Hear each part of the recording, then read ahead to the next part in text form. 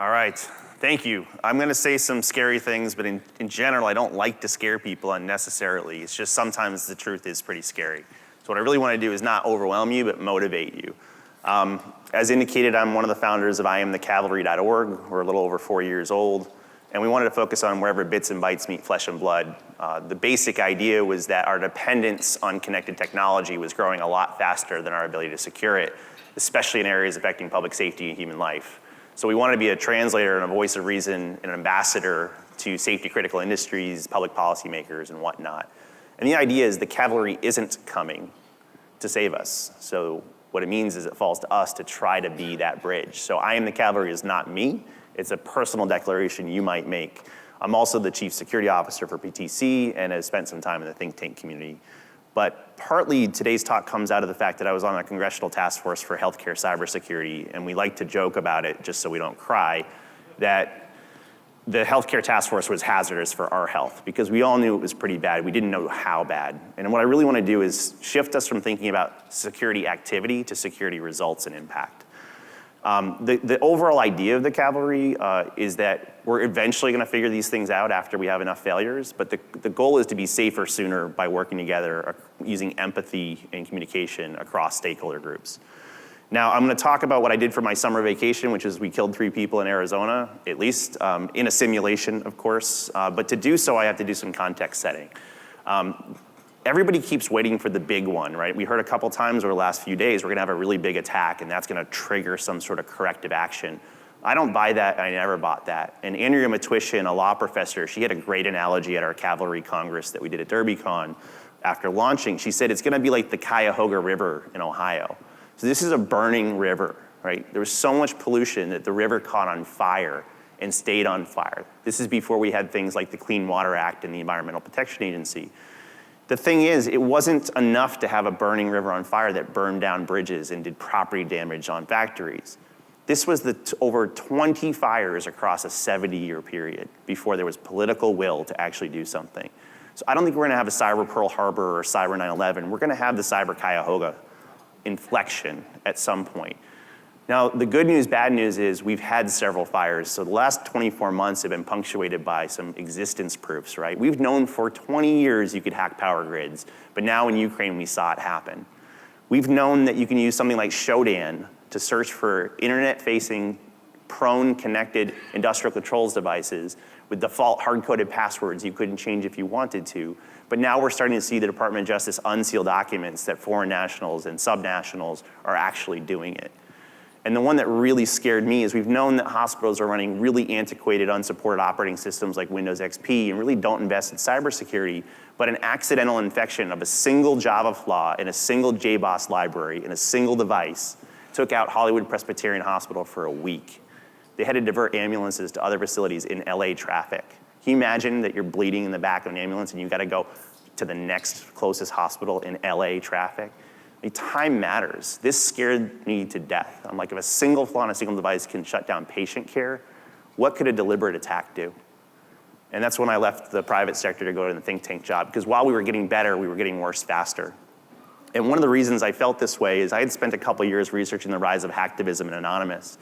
And we wrote a series called Building a Better Anonymous. The idea was I'm less concerned about what the movement's doing and more about the blueprint it represents, who will copy, adopt, and improve upon this blueprint. And the answer was one of the kids from one of the hacking crews in UK, Team Poison, a guy who went by Trick, he later radicalized, moved to Raqqa, Syria, and formed the Cyber Caliphate. When he was killed with a drone strike, he was the number 4 on the kill list. They paid dollar for dollar as much for him to do cyber recruitment and social media and organize attacks like the Garland, Texas shootings, and to do basic hacking skills and train up other people. They paid him the same as they paid their battlefield leaders. So the idea that someone with the means, motive, and opportunity to take human life in cyberspace, if an accident can take out one hospital, what could Trick do? And I was so grateful that he wasn't on Earth anymore, but it's so easy to create another Trick. Out of 7 billion humans, we cannot assume they're all gonna be well-adjusted and behaving. And it's not that we're wondering if we're gonna have a high-profile denial of patient care in our hospital environments. It's that we know when it happens, it's less about how many people get hurt that day and more about the crisis of confidence it could trigger in the public. Healthcare is 1/6 of our total economy. And if we fear these otherwise superior technological innovations, we will retreat from them for being overconnected to less effective measures. So it'll be more like the BP oil spill where it's just gushing into the Gulf night after night on the news because we really have underinvested in the cyber hygiene of our dependence in healthcare. Now, we have had some progress. I don't want to paint this as nihilistic. This is something we've been working on. And over the last 2 years, we had about 18 first-of-a-kind US policies trying to make directionally correct steps to make sure future devices or future safety-critical sectors were doing better. These were things like FDA and National Highway Transportation Safety Administration. In the Cavalry, we've tried to really take what we know in cybersecurity and translate that into familiar language for our stakeholder groups. So doctors don't know the cybersecurity lingo, so we published a Hippocratic oath for connected medical devices, just like doctors take a symbolic oath. We wanted them to understand that increasingly technology plays a role in the delivery of modern medicine, and as such, the devices should contribute meaningfully to that. So these things are a stretch goal for most of them, like, do you have patchable devices? Can you avoid failure, take help avoiding failure, like we heard this morning with coordinated vulnerability disclosure? Can you capture, study, and learn from failure? Can you contain and isolate failure? Can you have a prompt and agile response to failure? And we used very familiar language, and that was good. But we've also had to terraform and teach the security research community to have some empathy for these sectors, because safety critical IoT isn't like disclosing a bug in a website where if you do a full disclosure, they'll have to fix it, right? When we look at these, I could do a 3-hour talk on this slide alone, but essentially there's different adversaries with different motives, including people like Trick. There's different consequences of failure, including things like loss of life or an explosion. There's different context and environment. If it's an insulin pump, there's no multi-layered defense. That insulin pump is its own perimeter. There's different hardware, software, firmware to configure. There's different economics and razor-thin margins. And there's really different time scales. The average medical device takes 7 years to go from conception to market, and then another 15 years. But they're running on a Windows operating system, which is supported at most for like 6. So we've got these really serious challenges for disparate times to live. Now, what did motivate change, even though we were making some progress, is Mirai. It wasn't even an attack on hospitals. The Mirai botnet, that tsunami of technical debt that showed us that these low-cost, low-hygiene devices in aggregate could do serious damage, was a real wake-up call to Congress, because they thought if we try to regulate IoT or software, we may stifle innovation and hurt the economy. What they saw with Mirai is a failure to regulate stifled innovation and hurt the economy, and no one can stop these botnets. They're too big. It was a 20th of the total botnet doing a 20th of its total attack capacity, and we still couldn't stop it. Now, the 3 defining characteristics of Mirai, though, that you probably haven't considered, it was number 1, internet connected, number 2, hard-coded passwords, and number 3 were unpatchable. Well, I just described most medical equipment. Most medical equipment. So the next Mirai couldn't be comprised not of $100 cameras that we could have a bricker bot go destroy with a white worm or some vigilante, but it could be a $500,000 imaging device. It could be a bedside infusion pump hooked up to a human being. It could be a pressure sensor on an oil and gas pipeline. So it is not okay that the default state of IoT and safety critical IoT is hackable but unpatchable. Now, the task force report is really one of the 3 holy trinities from this summer. We tried to publish a blueprint that was thorough and honest about what we could do to get in front of this, even though we're years behind. And this is the part that's gonna bug some people, but essentially we wanted to be very, very honest. We said healthcare cybersecurity is in critical condition, and the 5 points we wanted to highlight is number 1, our guess is about 85% of US health delivery organizations don't have a single security person on staff, not even one.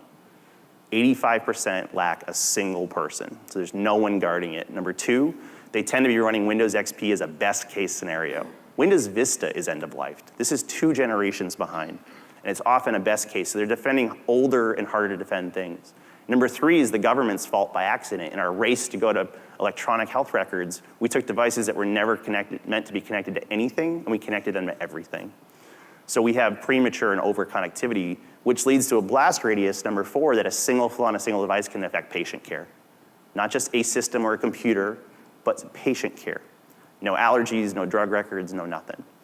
And then lastly, if you think that's gonna be a rare event, when we looked at the typical medical devices in a clinical environment, they had over 1,000 CVEs each. Over 1,000 known vulnerabilities each. So no one's guarding these networks. They're harder to defend than most of them. They're over-connected to each other and the outside world. A single flaw in a single device can take out a hospital, and the average device gives you 1,000. It's a miracle we haven't seen more outages. So part 2 of that was people kept saying, well, there's no money. We can't possibly afford a single security person. So I tried to put this into the best bumper sticker I could, and I made a lot of people really angry, but think about it.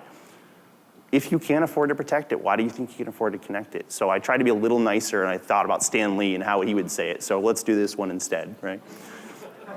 With great power, great connectivity comes great responsibility. But in the middle of us trying to socialize this and get it printed, WannaCry happened. It was our worst fear come true. 81 hospitals in the UK shut down in one afternoon, which was 40% of their national capacity. Stroke centers were down when you have about a 3-hour window to save somebody. Emergency trauma centers were down. That was the weekend of the Ariana Grande bombings. Luckily, that hospital was still functioning. But this is a very serious thing. In fact, we're fairly certain there were elevated death tolls. And the way we know that briefly is New England Journal of Medicine studied the death rates of people who have a heart condition on the day of a Boston Marathon or something. And they found that a 4.4-minute longer ambulance ride around the route led to like a 6 or 7% increased mortality rate. And what this seminal paper showed is delayed integrated patient care for heart conditions leads to more death. So if 40% of the hospitals in the UK were down with time-sensitive things like lungs, heart, and stroke, we know, and we're studying right now with our physician friends, how many extra people died. So we keep saying, well, until somebody dies. We're losing people all the time because of this overdependence on undependable things.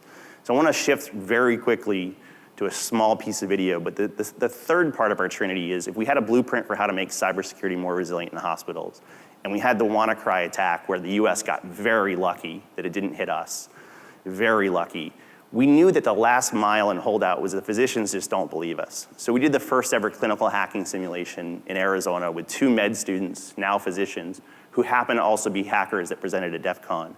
So Christian Dameff, Jeff Tully are 2 physicians who worked with Bo Woods and myself, and we took 3.5 years to design this. But we did the first clinical hacking simulation in a real ER, blending the science of the hacking and how it actually works with the actual human body and physiology. So what we did is we did 3 different scenarios. One was a hacked insulin pump that causes a car accident. One was a hacked bedside infusion pump, which gives a 3-hour dose of a calcium blocker in 30 seconds, causing cardiac arrest. And the third one, which is the video I'm going to show you, was a hacked pacemaker defibrillator that was giving electroshock to the patient every minute on the minute. And the way the heart rhythm works, which I didn't know, is if you shock them at just the wrong time, you cause a heart attack. So these 3 hacks were undetected by the physicians. They had no idea they were being hacked. They were confused. Their training failed them. All 3 patients coded at least once. And we wanted to show them that even though they think they're prepared to handle this, that this is a new world they're living in. So I'm going to try to show a little bit of this. ABC Nightline did do a 9-minute piece, but no one's seen these videos, so this should be it. But yeah, hopefully it's going to slow down. That's Jeff. This is Rescue 7. We have a 74-year-old male with chest pain. History of heart block. Pacemaker intact with a paced EKG. No STEMI. GCS 15. Blood pressure 150/75. Heart rate 20. Respiratory rate 20. We'll be there in 3 minutes. Do you copy? Yes, we copy. So they use professional actors. Hi there. Hi. So what's going on? This is a 74-year-old male. He started having chest pain approximately 30 minutes ago. Non-personal, watching TV. He does have a history of 2 MIs. He also has a 3rd-degree heart block. Can you guys hear me? Okay. They use professional actors who understand how to present symptoms and interact. Everyone's in on the gag except for the white coat. But was the heart rate 20 or 120? It was, he's paced at 60. Okay. Yeah, Okay. pace rhythm at 60. Anytime invasive surgery has to happen, they'll use an incredibly expensive, very physiology-realistic dummy. All right, sir. Hi, sir. I'm Dr. Henderson. So I heard a little bit about what's been going on, but just in your own words, what brought you in today? What got you called the ambulance? I was watching TV at home and I started having these shocking chest pains, and it happens about every minute. And each time it happens, it feels like my chest is going to burst. Have you ever had a pain like this before? No, please don't. You gotta stop it. I got a heart block, and I got a pacemaker, and a shocker, and I think it keeps shocking me. Okay, do you know what type of heart block you have? I don't know, am I gonna die? We're gonna try and make sure that doesn't happen today, sir. Okay. Ah! Okay. Ah! Okay, can we get an EKG and call radiology for a chest? I wrote this scenario with them, and even though we knew he was going to scream, every time he screamed, it bugged us. I mean, he got very convincing. Can we give him 4 morphine? All right. So basically what's happening in the heart is if that shock happens at the wrong part of the rhythm and the polarization, it's like rolling a D20. And every time you hit the wrong die, Oh, please! go into cardiac arrest. So while he's talking here, he's now asystole, he's essentially coded, and without intervention, he's dead. So this, in the interest of time, I'm gonna skip around a little bit, but he codes, they're trying to figure out what's happening, they're doing their normal training. At the point at which they have to do chest compressions, what lay people don't know is the reason they wheel them out is chest compressions almost always break ribs. So the actual dummy has replaceable ribs that crack. So it's a very dangerous thing. It's not just like you see all the time on TV. So this is the first time they start doing chest compressions to resuscitate them. Good job with the chest compression. So he's awake again and screaming again from electroshock. So they've brought him back. Can we get another EKG? So you're gonna be okay. We just had to just shock him back. Looks like it probably just shocked him back. The second time he dies, the actual shock brings him back by accident. Let's try and put this in the He just asked, did you use the magnet? This is the first thing he should have done. These devices sometimes malfunction, so they have a magnet in every single surgical room to put on the chest, which can put it in a factory default safe mode. The problem is that safe mode is defined in firmware. What did we do? We replaced the firmware. Magnet does nothing. Good, thank you. All right, go ahead and. So they're intubating him because he's now coded 3 times and they don't want to have to do the chest compressions every time, so they want to put him on a ventilator.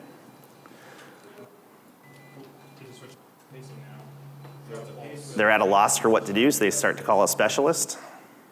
I think it's called RNT phenomenon. It's called RNT phenomenon. If they're polarizing the heart at the wrong rhythm and you get a shock then, that's what's causing the death. And I'm not expecting you guys to be medical professionals, but like hackers thought if we hacked a pacemaker, we're gonna kill everybody. And the medical community laughed at us because for most people, if you hack their pacemaker, they'll just get tired. Do you have an interventional cardiologist that would be? Nothing. Only about 4% of the pacemaker population needs every beat of their heart. Whereas something like this truly scared the cardiology profession because this is a very plausible, physiologically based scenario. 5-year-old male here who came in.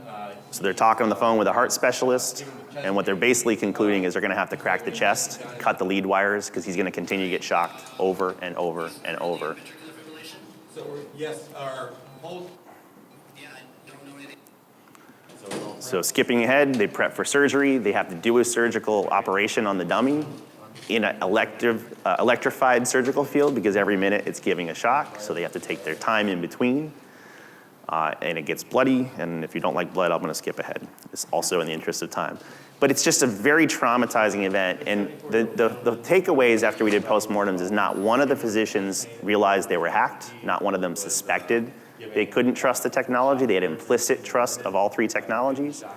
None of them would have asked for an autopsy because people die in the OR all the time in the ER. So they just would have said that was a weird case and moved on.